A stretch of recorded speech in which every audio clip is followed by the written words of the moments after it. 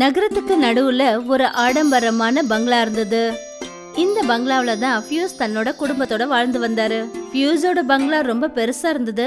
ஆனா அவருடைய குடும்பம் ரொம்பவே சின்ன குடும்பம். அவரோட குடும்பத்துல அவரோட மனைவி தானியா, அப்புறம் பொண்ணு சோனியா இருக்கா. அம்மா, நீங்க எனக்கு புது பேக்கும் ஸ்டேஷனரியும் வாங்கி தரேன்னு சொன்னீங்கல்ல? ஆமாண்டா கண்ணு, நீயே பாக்குறல்ல நான் கொஞ்சம் பிஸியா இருக்கேன்ல. நாளைக்கு உங்களை நான் ஷாப்பிங் கூட்டிட்டு போறேன். இல்லம்மா இல்ல, எனக்கு இப்பவே வேணும், இப்பவே வேணும். சோனியா ரொம்பவே பிடிவாதக்காரி. அவ ஒரு முறை பிடிவாத பிடிச்சானா போதும், அன்னைக்கு முழுக்க அவ அழுது அழுது அந்த வீட்டையே ஒரு வழி பண்ணிடுவா.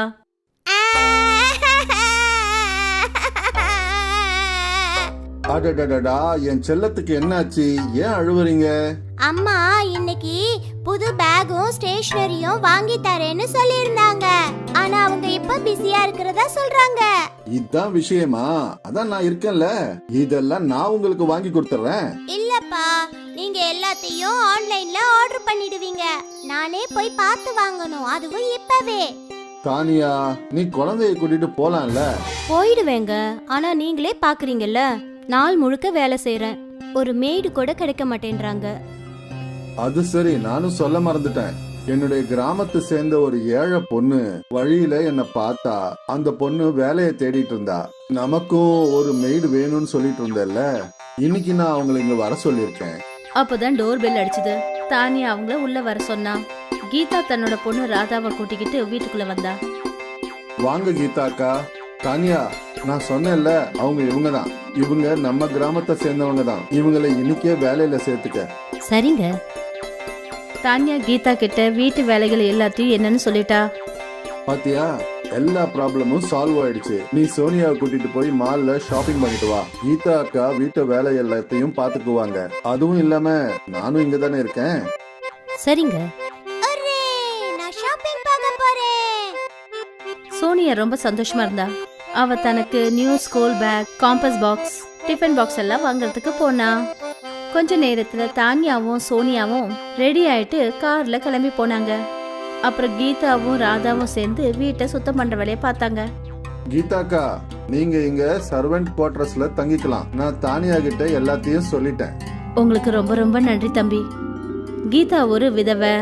அப்புறம் கிராமத்துல அவளும் தன்னோட குழந்தையும் பிழைக்கிறது ரொம்ப கஷ்டமா இருந்தது. அதனால அவ வேலை தேடி நகரத்துக்கு வந்திருந்தா.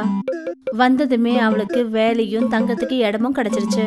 சாயந்தரம் தானியாவும் சோனியாவும் வீட்டுக்கு வந்தாங்க. சோனியாவோட கையில எக்கச்சக்கமான பலூன், பொம்மைகள், பேக், அப்புறம் இன்னும் நிறைய பொருட்கள் வச்சிருந்தா.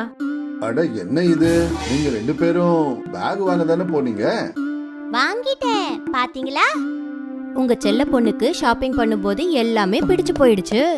அவ புது ட்ரெஸ்ஸஸ், ஷூஸ் கூட வாங்கியிருக்கா. அப்புறம் கூடவே கொஞ்சம் பொம்மைங்க. அப்புறம் கடைசியா தான் பேக்கும் ஸ்டேஷனரியும் வாங்கினா. நல்ல வேலை செஞ்சீங்க. பேகை எப்படியோ வாங்கிட்டீங்களே, இல்லன்னா இன்னொரு தடவை போக வேண்டியதா இருந்திருக்கும். கீதாவும் ராதாவும் அவங்கள பாத்துக்கிட்டு இருந்தாங்க. ராதாவோட கவனம் அந்த அழகான பேக், அப்புறம் காம்பஸ் பாக்ஸ்ல இருந்தது. கீதா அங்க இருந்த எல்லா பொருட்களையும் எடுத்து சோனியாவோட அறையில கொண்டு போய் வச்சுட்டாங்க. ராத்திரி கீதாவும் ராதாவும் சர்வெண்ட் குவார்டர்ஸ்க்கு போயிட்டாங்க. அம்மா, அவங்களோட வீடு எவ்வளவு பெருசா இருக்கு. இருக்கதான் செய்யும், அவங்கெல்லாம் பெரிய ஆளுங்கம்மா. அம்மா, எனக்கும் சோனியாவுக்கு மாதிரியே ஸ்கூல் பேக்கும் பென்சில் பாக்ஸும் வேணுமா? இல்லடா கண்ணா, இவ்வளவு பெரிய பெரிய ஆசைகளெல்லாம் வச்சுக்காத. எனக்கு கஷ்டப்பட்டு இந்த வேலை கிடைச்சிருக்கு. எல்லாம் நல்லபடியா நடந்துச்சுன்னா உன்னை நான் படிக்க வைப்பேன்ல. சரிங்கம்மா. அப்படி நம்ம கையில பணம் மிச்சமாச்சுன்னா நீங்க என்ன படிக்க வைப்பீங்கல்ல? கண்டிப்பா. கீதா ரொம்ப சந்தோஷமா இருந்தா. நகரத்துக்கு வந்ததுமே அவளுக்கு வேலை கிடைச்சிருச்சு. மறுநாள் காலையில கீதாவும் ராதாவும் சுத்தம் பண்ற வேலைய ஆரம்பிச்சிட்டாங்க. ராதா பெருக்கிக்கிட்டே சோனியாவோட அறைக்குள்ள போயிட்டா. அங்க டேபிள் மேல அதே பேக் இருந்தது. ராதாவோட பார்வை அந்த பேக் மேல பட்டுச்சு. இந்த பேக் இவ்வளவு அழகா இருக்கு. என்கிட்டயும் இப்படி ஒரு பேக் இருந்தா எவ்வளவு நல்லா இருக்கும். அப்புறம் நானும் ஸ்கூலுக்கு போயிருப்பேன்ல. ராதா அந்த ஸ்கூல் பேக்கை தொட்டா. அதுக்குள்ள சோனியா அந்த இடத்துக்கு வந்துட்டா. ஏய், நீங்க என்ன பண்ணிக்கிட்டு இருக்க? இந்த பேக் என்னோடது. நான்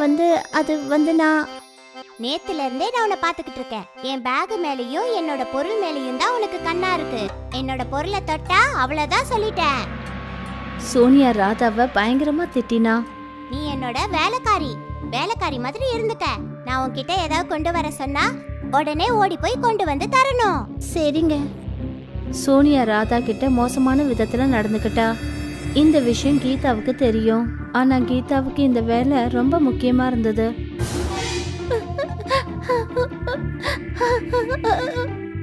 விடு ராதா, சோனியா பாப்பா என்ன சொன்னாலும் சரி, நீ அவங்கள எதிர்த்து பேசவே கூடாது.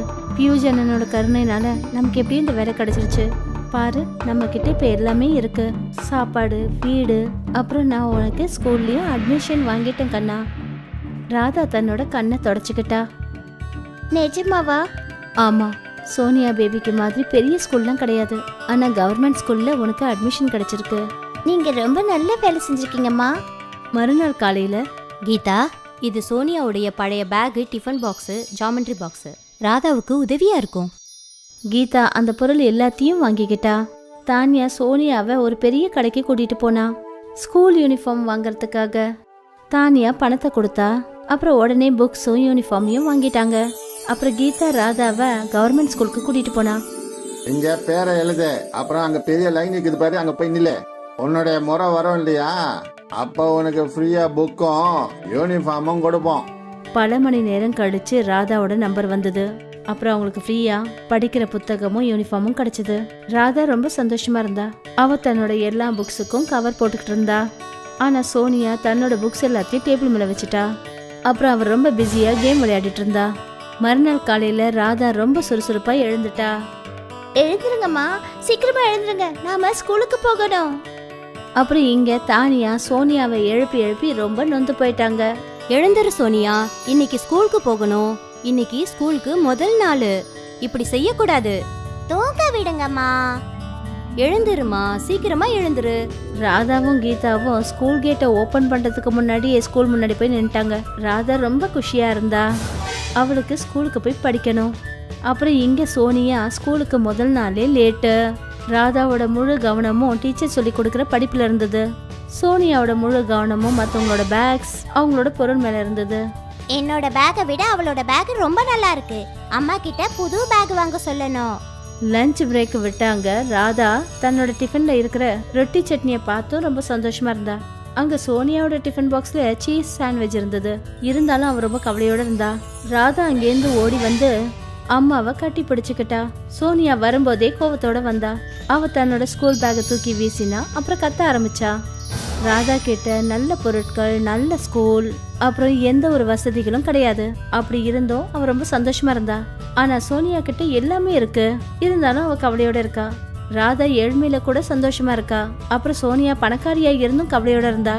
இங்க பணம் தான் எல்லாமே கிடையாது. சின்ன சின்ன சந்தோஷங்கள் கூட பணத்தை விட ரொம்பவே பெருசு.